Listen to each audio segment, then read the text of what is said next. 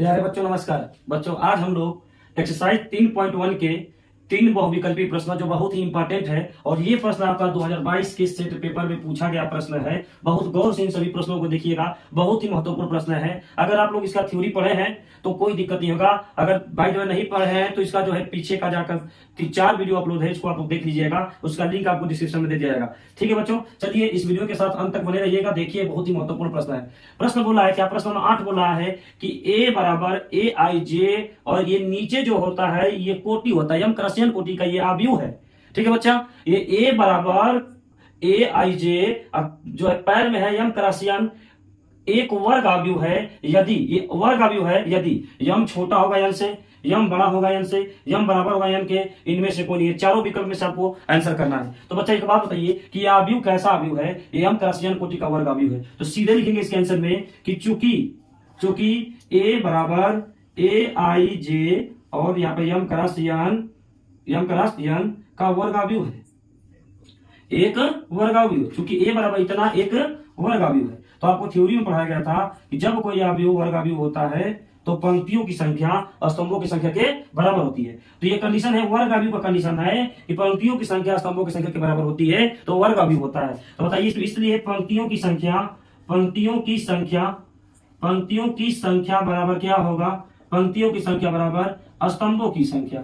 ठीक है बच्चा, स्तंभों की संख्या। अब इस आव्यूह में देखिए पंक्ति कितना है, पंक्ति पहला वाला पंक्ति यम पंक्ति है और स्तंभ कितना है? यम है। तो पंक्ति की संख्या कितना है? यम है और स्तंभों की संख्या कितना है? यम है। इसलिए आपका जो है आंसर क्या बनेगा? m बराबर n। और m बराबर जो n बना तो विकल्प कौन सा सही हुआ? तीसरा विकल्प सही हुआ। अतः आपका आंसर क्या होगा? अतः विकल्प 3 सही है।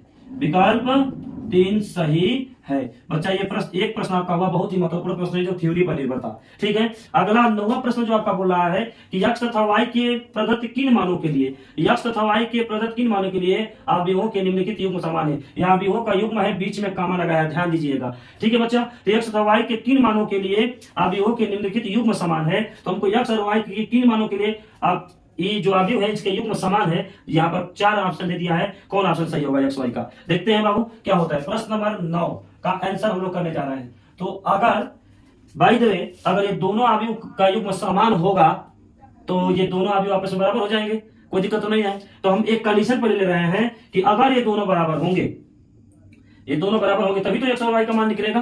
तो कहेंगे क्या? सीधे कहेंगे, डायरेक्ट कहेंगे आव्यूहों के युग्म समान है। चूंकि x और y के मानों के लिए आव्यूहों के युग्म समान है। युग्म समान है। प्रश्न में सही मैं लिख रहा हूं बच्चा, समान है। इसलिए अगर ये आव्यूहों के युग्म समान होगा तो संगत अवयव के बराबर होगा। ठीक है बच्चा, तो ये समान होगा, इसका मतलब कि बीच में बराबर का चिन्ह होगा। अर्थात ऐसे लिखेंगे, अर्थात इसी चीज को लिखेंगे, ये बराबर आपका हो जाएगा। कैसे? दोनों आव्यूह 3x + 7 5 और ये है y + 1, यहाँ पर क्या है?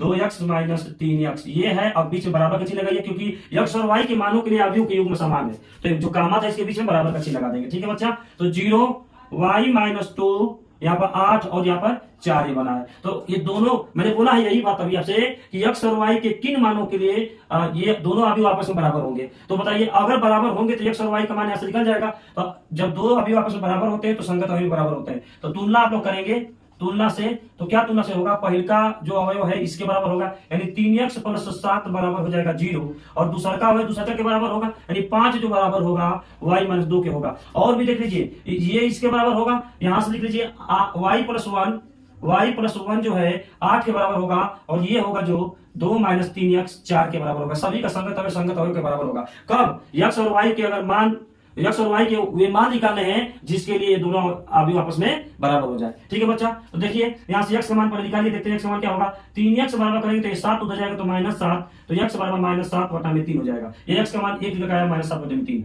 यहां से देखिए ये 2 को इधर ला देंगे तो 5 + 2 बराबर y हो जाएगा, अर्थात y की वैल्यू 7 लगाई। अगर यहां से भी y का मान 7 आया और x का मान इतना आया तो इसका मतलब यही आपका आंसर बनेगा। ठीक है बच्चा, तो ये आपका जो आंसर वेरीफाई करेगा ये दोनों।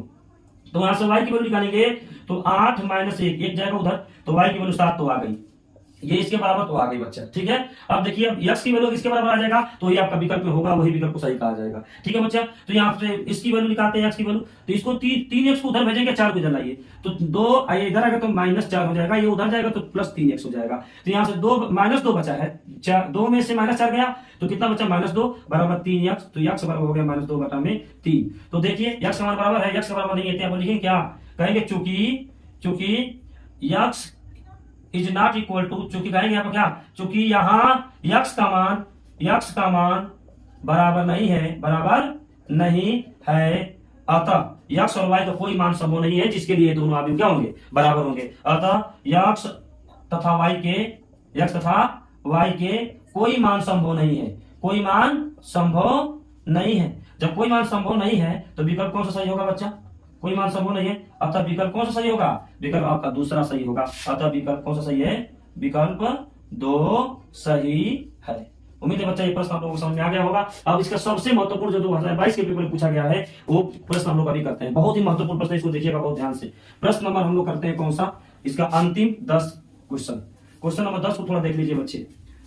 क्वेश्चन 10 क्या बोल रहा है कि 3x3 कोटि के ऐसे अवयव की कुल कितनी संख्या होगी, 3x3 कोटि के अवयवों की संख्या बतानी है, ठीक है बच्चा। ये प्रश्न हम आंसर देने जा रहे हैं 10वें का आंसर।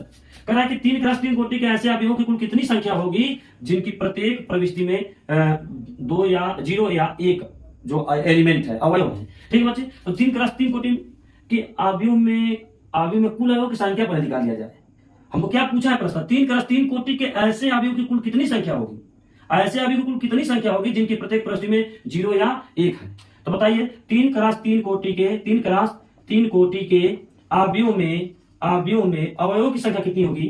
अवयवों की संख्या तो आपको मैंने बताया था, अवयव की संख्या मैंने बताया था कि अवयव संख्या निकालने के लिए दोनों को पंक्ति गुणे स्तंभ कर दीजिए, जो संख्या मिलेगा वही अवयव की संख्या होगी। तो पंक्ति गुणे स्तंभ किया तो 3 लिखे 9 अवयव हो गए, ठीक है। प्रविष्टि कितना दिया है, प्रविष्टि का दिया था बच्चा 0 या 1 दिया था। तो कुल प्रविष्टि की संख्या कितनी है, कुल प्रविष्टि की संख्या कितनी हुई, कुल प्रविष्टि की संख्या आपके पास 2 हो गई। और आप वो एक जो है क्रमचय संचय में आपका एक सूत्र पढ़ाया जाता है, सीधे अगर रिपीटेशन अलाउड नहीं हो तो एनपीआर होता है, अगर रिपीटेशन अलाउ होता है तो एन के पावर आर होता है। तो प्रविष्टि कुल कितनी है, यानी एन की वैल्यू कुल कितनी है, एन की वैल्यू आपके पास कुल है कितनी 2, और अवयव की संख्या कितनी है, तो यानी आर की वैल्यू कितनी आपके पास है 9। तो कहेंगे अतः बोलेंगे क्या, अवयवों की कुल संख्या प्रश्न में पूछा है, ऐसे अवयवों की कितनी कुल संख्या है, तो आप बताएंगे अवयवों की संख्या निकालेंगे, अवयवों की कुल संख्या।